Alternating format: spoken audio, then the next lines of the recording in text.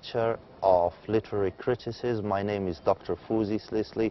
I will be talking to you this week about structuralism, a very important movement in literary criticism. It's a movement that appeared in the 20th century and whose work still influences the ways we look at not just literature, but the ways we conduct studies across the humanities and the social studies.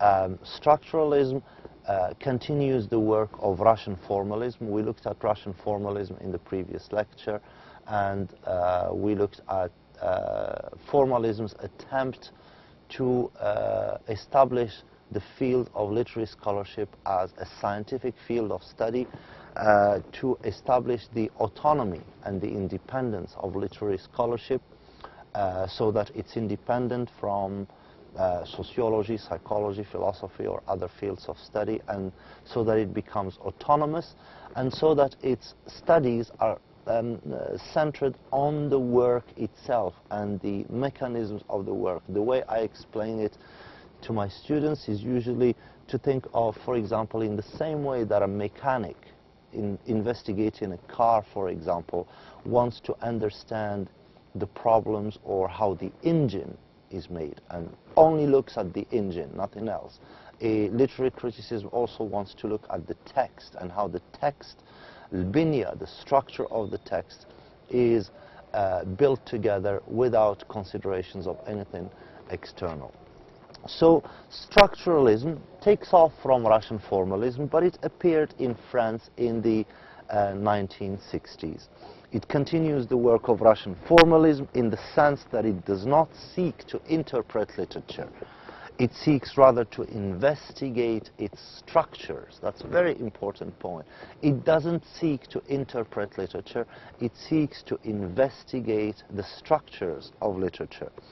The most common names associated with structuralism are Roland Barthes, Tsvetan Todorov, Gérard Genette, and A.J. Greimas. These are the most famous. There are many others, but of course these are the most prominent and the most famous.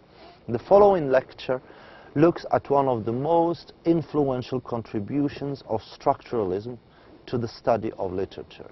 And this is Gérard Genette's famous book, Discours du récit, published in Paris in 1972 and translated into English as The Narrative Discourse. The Narrative Discourse, one of the most famous contributions of structuralism to literary scholarship in the 20th century. No doubt, no other book has been so systematic and so thorough in analyzing the structures of literary discourse and of narratology. In fact, the science we call today narratology, which investigates the modalities of narratives and narration, we call it today narratology, owes a great deal to Gérard Genette and to this very book, The Narrative Discourse. In the Narrative Discourse, Genette analyzes three main aspects of the narrative discourse. The lecture is basically going to give you the main points of the book. You can consult it yourself if you want. I will give you, you can find the references. In the references you can find the details, the title and house of publications and all of that. But in the lecture I will provide you with the main ideas of the book. Basically, Genette analyzes three main aspects of the narrative discourse. He analyzes the question of time in the narrative, and he looks at order, duration, and frequency. The second aspect of narrative that he considers is the question of mood. Mood. In traditional literary criticism, there is the question of mood, and in mood, scholarship, traditional criticism usually looks at the question of mimesis versus diegesis. Is the narrative proceeding by imitation, or is it proceeding by narration? And imitation is usually defined as, or is usually used when there is a dramatic discourse being used, direct speech and so on, and narration is usually used. So under mood, Genet looks at the question of mimesis and diegesis, which he puts under the category of distance, and then looks at the category of perspective, or the question who sees. We will go into the details of all of this. The third aspect of the narrative discourse that Gérard Genet looks at is the levels of narrations, or the question of who speaks and how do they speak, and what are the level of speech and narration that exist in narrative in general. So let's start with narrative order and the question of time. Genet makes the point that Russian formalists had already hinted at and established, is that there are two forms of time in the narrative. Any narrative, any storytelling has two times, two forms of times. There is the time of the story. This is the time in which the story happens, or the events narrated happened. So there is the time of the story, and there is the time of the narrative. This is the time in which the story is told. So there is the time in which the story happens, and there is the time in which the story is told. Narrative order for Genet is basically the relation between the sequencing of events in the story and their arrangement in the narrative. So in the story as it happens, usually, it happens as in a sequence of A, B, C, D. These are the events that happen in this story. When it comes to the telling of the story, the narrating, the narrative of the story, that sequencing A, B, C, D might not be chronological. The narration, the telling of the story might do a D, E, B, A, and then C in the end. So the sequencing might be different. So in that sense, there is the time of the story, which is, the time in which the story happens, chronological development of events, and then there is the time of the narrative, or the time of the telling of the story. And here, the narration might not follow a chronological order. It might begin by the events that happened in the end, and then gives you the events that happened in the middle. It might jump back and forth. So in narrative order, Genet wants to study how the events are, how the narration of the events, how the time of the narrative, the time of the telling of the story organizes the events of the story into a comprehensive narration. A narrator may choose to present the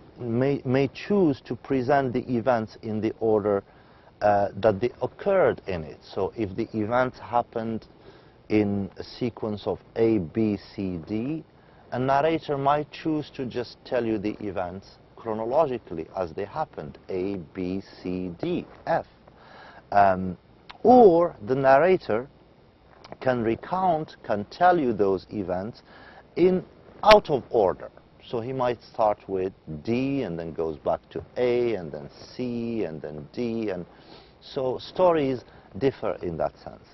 A detective story, if you want to think of an example, detective stories or murder stories, murder mysteries, usually begin with a murder.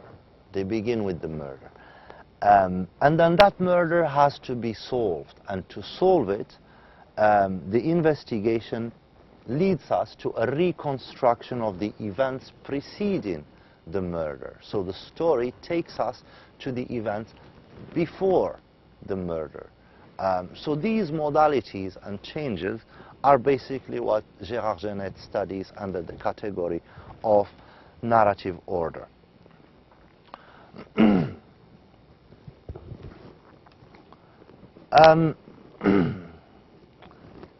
Time zero very important thing. Janet has a what he calls time zero, is the point in time in which the narrator is telling his or her story.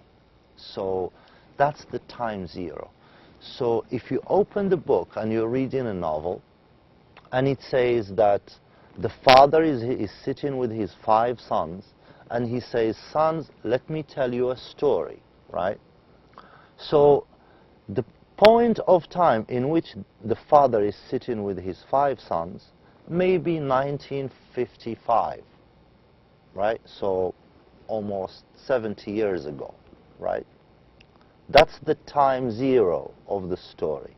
And then the father goes to tell his 5 children a story that happened 30 years before that, say in 1920, right? The time zero of the narrative is the moment in which the father is sitting with his 5 children telling them a story. That's the time zero. And then the narrative will go back to 1920 to tell these 5 children this and this and this and this happened. Maybe the narrative will jump forward to 1940 or 1950. Maybe even the narrative will jump to 1955 or 1960, right? But essentially, the time zero is it's like the present, the moment that you can call the present of the narrative, the moment in which a narrator is telling the readers or the listeners, here is the story, right? That's the present of the narrative. That present of the narrative is what Gérard Genette calls time zero. Time zero is the time of the narration. It's the time of the narration. It's not the time of the story. It might not be the time of the story. It's the time of the narration. It's the time in which the telling of the story is taking place. The story is usually happens before it's being told. Very rarely you find a story that's being told as it happens. There are some films, sometimes, especially in films with camera provides the technology, you see the story as it happens, and the film is telling you the story as it happens. Some fiction, some literature also uses that, but it's you know, not the only type of storytelling. Most of the stories are told after they happen. So the time zero is the time of the telling. It's not the time in which the story happens. And even if the story pretends that it's telling you the story as it happens, it's only a pretense. It's not true. No one can tell you a story as it happened. It's impossible. There is an illusion involved in that. Usually the story happens and then the telling of that story takes place. Even in film, when you put on the TV and there is a film and you see the story in the film happening, it's being told to you as it happens in front of your eyes. But that's also an illusion. That story has happened a long time ago. They are just manipulating the technique to give you the illusion that it is happening in front of your eyes. You are hearing and learning about it as it happens. That is an illusion. So keep in mind the time zero is the time of the narrative. It's not the time of the story. So basically, in investigating order, what he calls order, meaning the order of the time in the narrative, how the narrative organizes the time, the sequencing of the events. There is irregularities. I mean, if the story is simply chronological, that's simple. There is no problem there. So the time of the story tries to match the time of the narrative tries to match the time of the story, right? The story happens A, B, C, D. The narrative tries to reproduce that chronological order A, B, C, D. But most serious literature plays with the time. It creates suspense, it creates expectations, it creates false flags, it creates all sorts of interesting atmospheres, and allows the writer and the narrator to use the medium of storytelling or the medium of writing more fully. So it becomes interesting when there is irregularities in the time. Those irregularities, Gérard Genette calls them anachronies. Anachronies. And anachronies happen whenever a narrative stops the chronological order in order to bring events or information from the past of the time zero or from the future of the time zero. So if we go back to our example, the father with his 5 children in 1950 telling them a story, anachronies would be, and he's telling them a story about that happened in 1930. They are sitting in 1950, he is telling them a story that happened in 1930. So he's narrating the story. Anytime the chronological order stops and the father goes to the past, for example, 1927, 3 years before, right, to bring either an incident or a piece of information, or anytime he jumps to the future, for example, he goes to 1937, right, 7 years in the future to bring some piece of information, or, you know, anytime that movement happens towards the past or towards the future, those irregularities in time are called anachronies.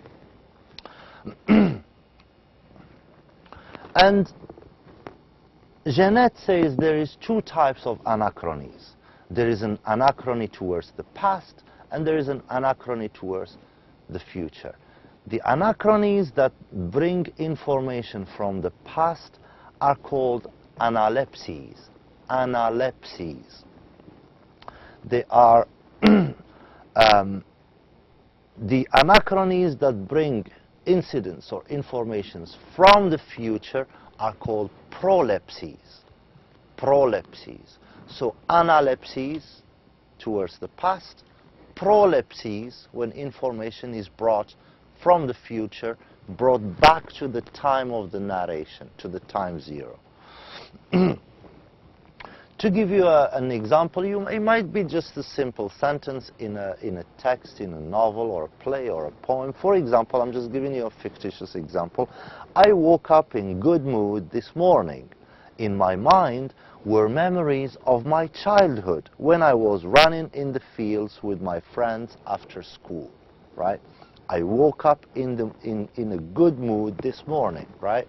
So what's the time zero here? Is it now it's 3 o'clock or 2 o'clock? No, the time zero of this narrative is this morning, when I woke up in a good mood. I woke up in a good mood this morning. That's the time zero.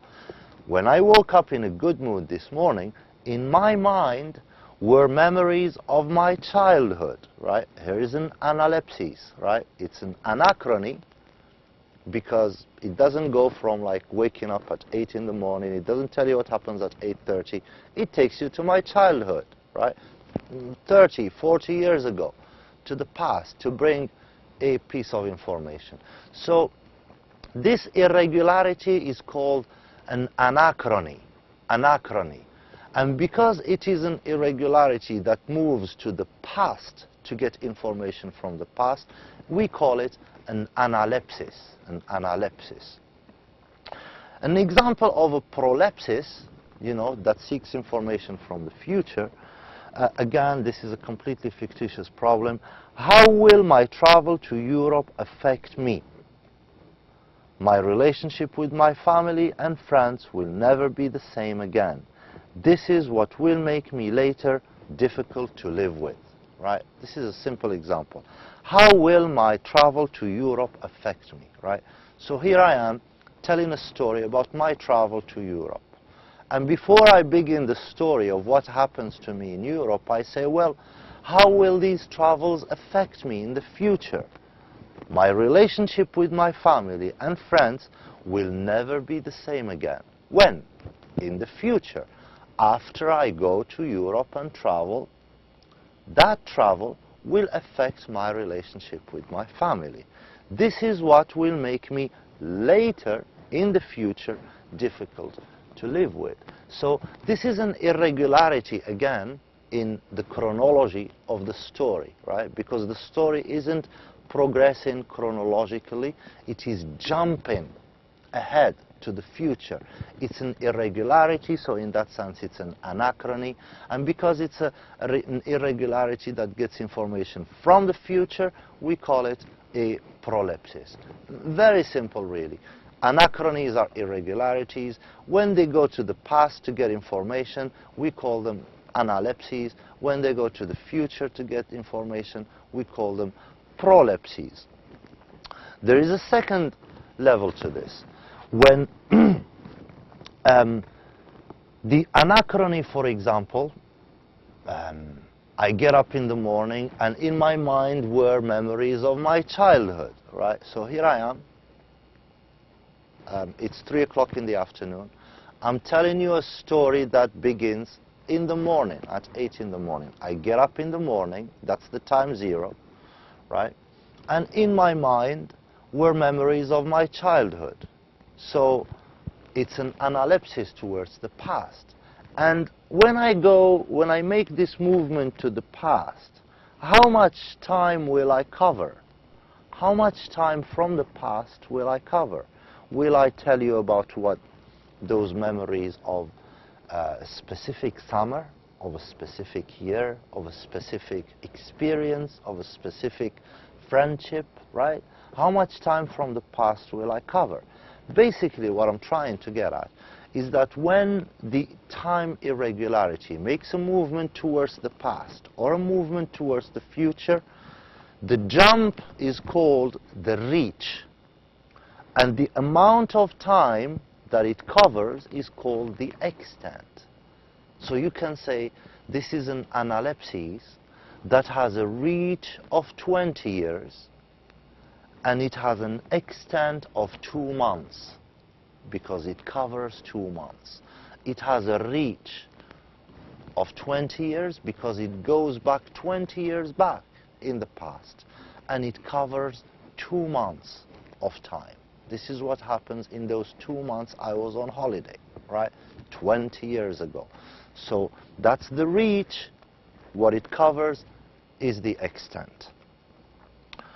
Jeannette explains it in the narrative discourse. He says an anachrony can reach into the past or the future, either more or less far from the present moment, meaning the present moment of the narration, that is, from the moment in the story when the narrative was interrupted to make room for the anachrony, either towards the past or the present.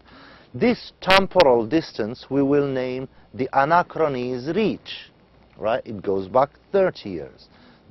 How long is the reach? It's 30 years. The anachrony itself can also cover a duration of story that is more or less long. It can be a day, 2 months, 3 months, a year, it depends. We will call that the extent. These are the concepts basically. What's the function of anachronies? Well, anachronies serve a few functions in a narrative. Analepses, for example, often take on an explanatory role. They explain something by giving you information from the past. They fillers. They are fillers. They fill a gap in knowledge that we don't have. Oh, by the way, this is what happened 15 years ago.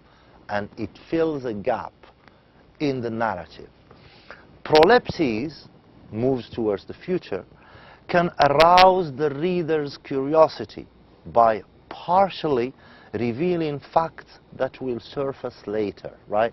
Like a hint, right? So it creates suspense or arouse curiosity. These breaks in chronology may also be used to disrupt the classical novel's linear narrative. Classical narratives are linear, chronological. Modern narrative tries to break that linearity, that chronology. So these anachronies serve to break that linearity. So more or less, this is the important thing in order, as far as order of the narrative, time and order in the narrative. The other important aspect that Genet deals with is the narrative mood. Traditionally, people understand with mood the question of mimesis and diegesis, the question of showing and telling. If the narrative proceeds by mimesis, by imitation, we say that the narrative is showing the events. If the narrative is proceeding by narration, by narrative, we would say that the narrative is telling the story. Since the function of narrative, and this is something very important contribution that Genet makes, and a question that's still misunderstood today. Since the function of narrative, he says, is not to give an order. When you read the book is not there to give you an order. When you read a novel, when you read the function of a novel is not to give you an order. It's not to express a wish, right? It's not there to state a condition, right? But simply to tell a story, and therefore to report facts, whether they're real or fictitious. Then the indicative is the only mood. The only mood in literature that's possible is the indicative. It cannot have an imperative. Literature or a novel cannot be written in the imperative. I mean, probably some, modern literature tries that, but it's an illusion. There is an illusion there. The only mood possible in literature is the indicative, because it's telling you a story.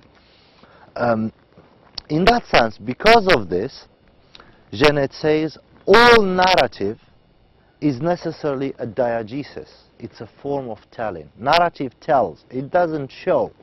It just tells. It can only achieve an illusion of mimesis, an illusion of showing, right? By making the story real, alive, or vivid, right? No narrative can show or imitate the story it tells. All it can do is tell it in a manner that can try to be detailed, precise, alive, and in that way give more or less the illusion of mimesis, the illusion of showing, the illusion of imitation. Narration, oral or written, is a fact of language. Narration is something that has to do with language. And language signifies but does not imitate. Language signifies only. It does not imitate.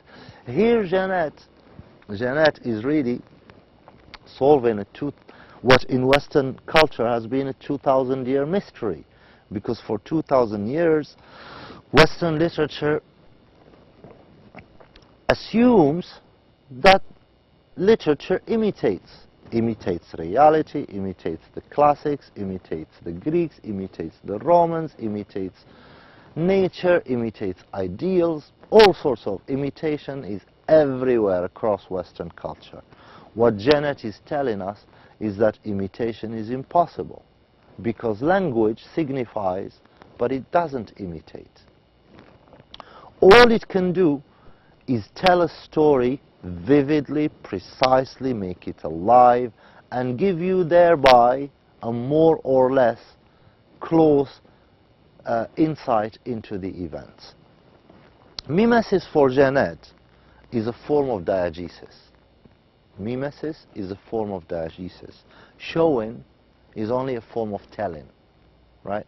It's only one form of telling. Showing is only a form of telling. It is more accurate to study the relationship of the narrative to the information it presents under the headings of distance and perspective. If we want to be more accurate and more precise, Genet says, we should study the relationship, the closeness of the narrative to the event. How close is the narrative of the event? And here he says there is two headings. There is a question of distance and there is a question of perspective. So this is how Genet in a way tells us that the question of mimesis diegesis is a false question. If we want to study the narrative mood, we shouldn't look into the question of mimesis and diegesis. We should look into the question of distance and perspective. Well, what does distance and what does mean? Narrative distance. Since the only imitation possible in literature, is the imitation of words. The only thing language can imitate are other words. That's it. Words cannot imitate events. They can signify them. They can represent them. They can capture them, right? But they cannot imitate events. The only thing that language can imitate is language. Words can only imitate words.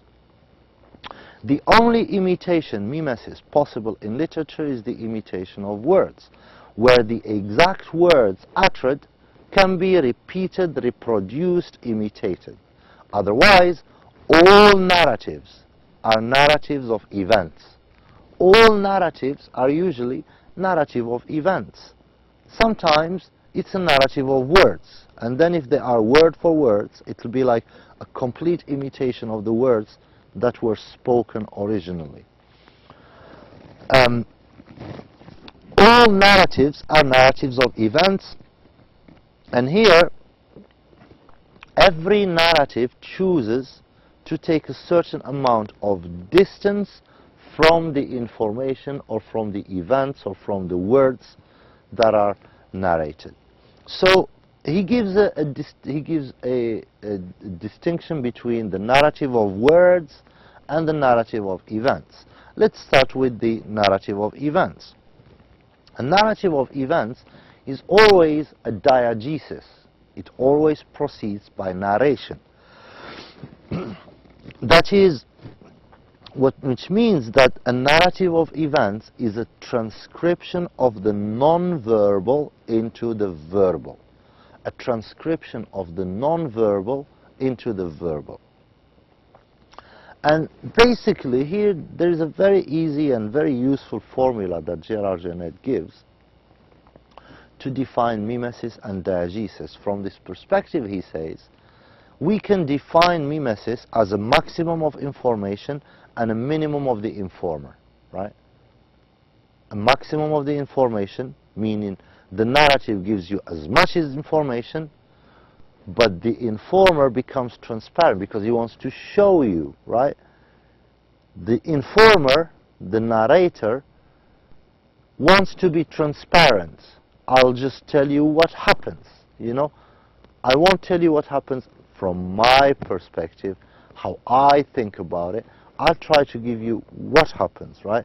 So you can only achieve a degree of imitation here by making yourself transparent, by making yourself disappear from the story. It's not about me, it's about the events. And he defines diegesis as maximum of information, a minimum of information and a maximum presence of the informer. Meaning that a narration has a lot of informer because this is the story I will tell you. So it's my perspective, my recollection, my memories, my feelings, right? Me, the person who is telling you the story. There is a maximum presence of the narrative instance, the narrator, and there is a minimum amount of information, the events that are being narrated. So mimesis involves maximum of information, minimum of the informer. and diegesis involves a minimum of information and a maximum presence of the informer. As far as the narrative of words is concerned, Janet says that the only form of mimesis, that narrative of words is the only form of mimesis that's like possible, that's truly possible. The only thing words can imitate are other words. And he says there is, but a narrative of words, sometimes it imitates words, sometimes it reports the words. When I report the words of my colleague in my own words, I use indirect speech, right? I am narrating his words. But if I report his words as my friend spoke them, right? As he spoke them, the exact same words, right? That is a degree of imitation is involved. So Janet says there is three types of narrative of words. There is narrated speech, and it's the most distant and reduced. Basically, somebody says something, and I report it. I report it as a narrated speech. So-and-so said that, right? Like I'm using the reported speech. That's the narrated speech. A novel sometimes does that. A novel proceeds using narrated speech, right? And they report words of someone in reported speech. The second narrative of words, he calls it transposed words. And here, it's a question when the narrator mixes his own words with the words of the character, right? They blend and mix. That's transposed words. For example, I told my mother that I absolutely had to marry Albertine, right? I told my mother that I absolutely had to marry Albertine. Is that what I exactly said? No. Probably what I said was, 20 minutes conversation. And the summary of that 20 minutes conversation is, I told my mother that I absolutely had to marry Albertine. It's a reported speech in which the words of the person who spoke and my words as the narrator blend together. You can't tell whose words are where. The third is the reproduced speech. And here, this is the most mimetic form because the words are reported exactly as they were spoken, right? And direct speech is used. It's not narrated or reported speech, it's the direct speech is reported. So there is three levels of the narrative of words. There is the narrative of words using direct speech. There is the narrative of words using reported speech. He said that, blah, blah, blah. There is the narrative of words using transposed speech, in which the reported words and the words of the narrator blend together. That's as far as distance is concerned. So you can ask, what's the distance of the narrator from what's being narrated? Is the narrator narrating events or words? Is the narrator narrating events, right, with the maximum of information and a minimum of informer, trying to create the illusion of mimesis, or is the narrator reporting the events with a minimum of information and a maximum of informer, and thereby producing by diegesis? Narrative of words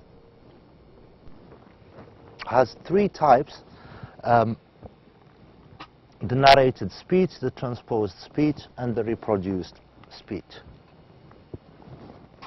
After distance, there is the question of perspective, and it's the second mode of regulating information. Traditional criticism, says Jeanette, confuses two different issues under the question of point of view. In the past, traditional criticism used the category of point of view. When you study literature, you study character, setting, and point of view. Well, under point of view, Genet says, we confuse two things. We confuse the question who sees and the question who speaks. The question who sees the information, through whose eyes is the information coming to us, who witnesses it, who is doing the seeing, right? This, Gerard Genet says, is a question of focalization. He calls it focalization. The question of who speaks is a question of voice. It's the question of who is speaking, who is narrating the events to us. So let's start first with focalization, the question who sees. Genet argues that a distinction should be made between narrative voice, the question who speaks, and narrative perspective, the question who sees. The one who perceives and sees the events is not necessarily the person or the character who tells the story of those events. And vice versa, the person who tells the story is not necessarily the person who saw and witnessed and perceived the events. There are three kinds of focalization. The question who sees in terms of perception, seeing and witnessing. There are three kinds of focalization according to Gerard Genet. First, there is zero focalization. Here, the narrator is an omniscient narrator. The narrator has no restrictions. The narrator knows what's in this character's head, what's in this character's heart, what's happening in this house, what's happening in the city over there, what's happening in the other country. There is no limit on how much the narrator can see, right? The narrator can see anything they want. So that's why Genet calls it zero focalization, because there is no limit. The narrator is omniscient. It's like someone who can see and hear everything.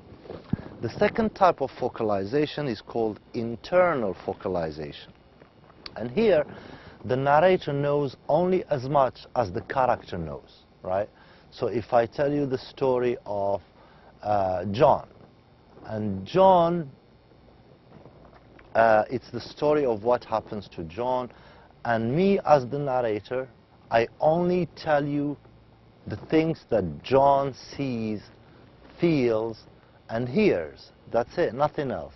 I can't tell you what's in the other city because John isn't there. It's like I have a camera and it's only focused on John, and logically I cannot see anything else. So the narrator knows as much as the focal character. This character filters the information provided to the reader. And the narrator does not and cannot access or report the thoughts of other characters. Focalization means primarily a limitation, a restriction, a limit on the capacity of the narrator to see and report. If the narrator wants to be seen as reliable, he or she has to recognize and respect that he or she cannot be everywhere and cannot know everything, right? So more serious narratives accept this fact. But traditional classical narratives usually give you an omniscient narrator who knows everything, knows what's inside people, knows what's inside their homes, what's in the other town, and so on and so forth. The third type of focalization is called external focalization. Here the narrator knows less than the character. He acts a bit like a camera lens. So if, again, we go back to the example of John, if I give you the example of John, me, the narrator, can only see the outside of John. I cannot know what John is thinking. I cannot tell what John is feeling inside, but I can see his facial expressions. I can tell you what John is doing. but I have no capability of knowing what's inside him. The third and last aspect of narrative that Janet investigates are the levels of narration, or the question, who speaks? Who is speaking in the story? Sometimes you find there is two levels of narration. Basically, Janet systematizes the varieties of narrators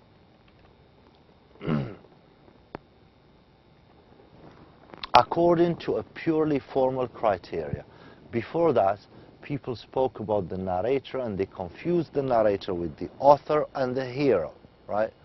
So the narrator is neither the author nor the hero, right? But it's a narrative instance. Who is telling us the events that we are reading about? So using this criteria, Janet comes up with a fourfold distinction of the narrative voice or the narrative instance. Of course, you should note that you should not confuse in fiction the narrating instance, the character who is doing the narration, with the instance of writing. The writer is separate from the narrator. And also it should not be confused with the fictional character, with the real author, or the fictional recipient, receiver, addressee of the fictive narrative of the real reader with the real reader of the work. So we can't confuse the recipient. For example, if I tell you a story in which I was telling a story to my nephew, who is the recipient of my story there? It's my nephew, it's not you. You just get it by extension. But the audience of my narrative was my nephew. From the point of view of time, there are three types of narrating instances. Three types. What Janet calls first subsequent narration, and this is the classical, old-fashioned, traditional mode. It's a position, it has a position of the past narrative. So the narrative instance is here today, and the event happened in the past. There is a narrative instance prior, predictive narrative. It's called predictive narrative.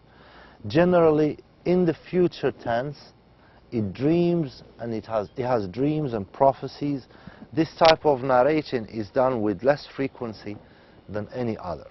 There is simultaneous narrative, and here the narrative is the present contemporaneous with the action, right? So this is like instances when the story is happening as we are seeing it on TV, or as we are reading it in the novel. The character speaks in the present. I am seeing, I got there, I am talking to so-and-so right now. And of course, there is the interpolated, which is very rare and very complex. And it's a narrative that happens, it's interpolated. It happens between moments of action. The best example of the interpolated is the epistolary novel, or the novel of letters, right? Where letters go back and forth, and in between there is narration.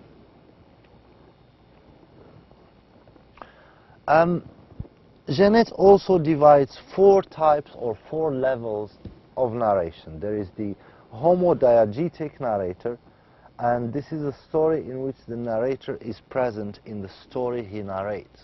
The narrator is present in the story he narrates as a character, one of the characters. There is a heterodiegetic narrator. You find the story in which the narrator is absent from the story. The narrator, his function is just to tell us the story, but he is not a character in the story itself. It's called heterodiegetic narrator. There is the extradiegetic narrative. The narrator is superior in the sense of being at least one level higher than the story world, and hence has a good or virtually complete knowledge of the story he narrates. For example, I tell you a story about my nephew telling a story to his nephew, right? So my position, there is the story that my nephew is telling to his nephew, right? That's one level of narration. And above it, there is the story of me telling you the story of my nephew telling the story of his nephew. There is levels of narration, right? And that basically is the third and last part of the narrative discourse. Basically, Janet looks at three aspects: order, perspective, and levels, and voice. Some very important distinctions here. Pay attention to them, especially questions of voice and focalization, who speaks and who hears. For more information, you can find some references on the PowerPoint that will be posted online soon, inshallah. Wassalamu alaikum wa rahmatullah, and thank you so much for listening, and I'll see you very soon again, inshallah. Assalamu alaikum.